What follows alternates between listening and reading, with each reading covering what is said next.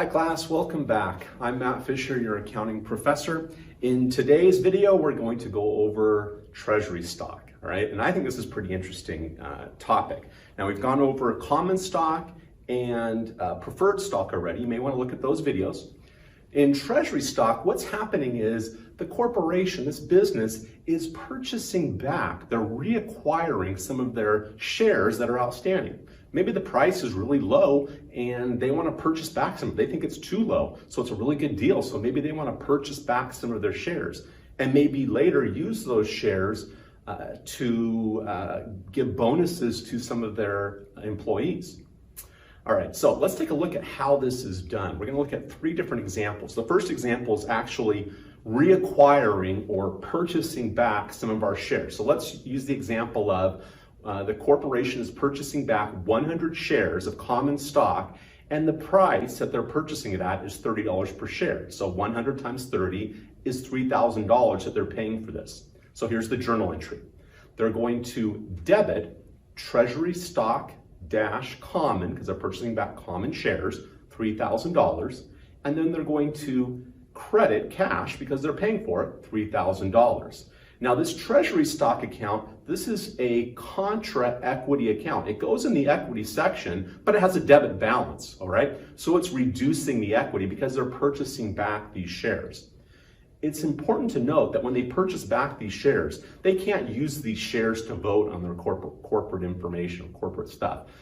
These shares that are reacquired, these treasury shares, cannot vote, and they cannot receive dividends, all right? Now, let's say later they decide to reissue, okay? So they've got these treasury shares, they have 100 of them, and let's say they decide to sell 20 of them. So they want to keep 80, and they're gonna sell 20.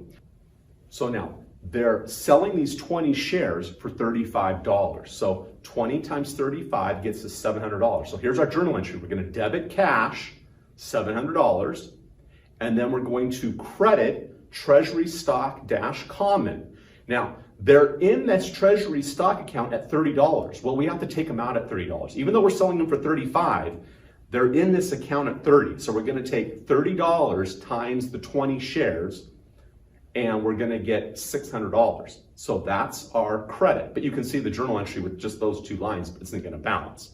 So now we're going to credit an account called paid in capital treasury stock. This is a special account because these stocks are being sold again, right? But we're putting it in, we just have to make this journal entry balance. So we're putting it in an account called paid in capital treasury stock for $100. This account can be used later if we later sell shares below the amount that we originally purchased them for. That being said, let's take a look at an example where we do just that. So let's say, remember we had 100 shares, we sold back 20 of these treasury shares, so we have 80. Now let's say we sell 50 more of them, but let's say the price has now dropped and they're selling them for only $15 a share. Well, they can do that, that's okay. Here's the journal entry that we're going to record when we sell these 50 shares for $15. Now, I like to move all the way down to the bottom. Let's look at the bottom of this journal entry. So what's important first is, remember, they've got to come out of our treasury stock account at the price that we paid for them, all right? So remember, we're selling 50 shares. Well, they're in treasury stock at $30 per share. So we're gonna take those 50 shares times that $30 and we get $1,500. So that's why we're going to credit the treasury stock account $1,500. We're only selling them for $15. So the cash we're gonna get is only $750 because we're gonna take the $15 times the 50 shares and we'll get $750. So right now our journal entry with just those two doesn't balance, right? But we have some paid in capital treasury stock from the previous journal entry, right? So we're assuming that those previous journal entries took place.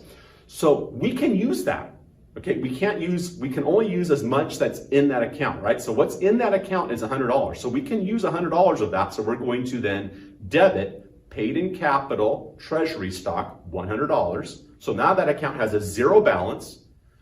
Now, the only account we can use to make this journal entry balance is now retained earnings.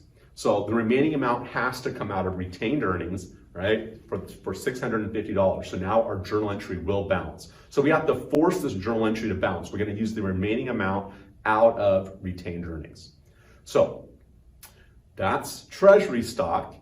It's not too difficult, but we did introduce some new concepts to you. So make sure that you go through this a couple times. Make sure you look at your textbook and look at the examples that they have there. All right. I hope this has helped. I hope you've enjoyed these videos, and I hope you have a great day. Hope to see you soon. Bye.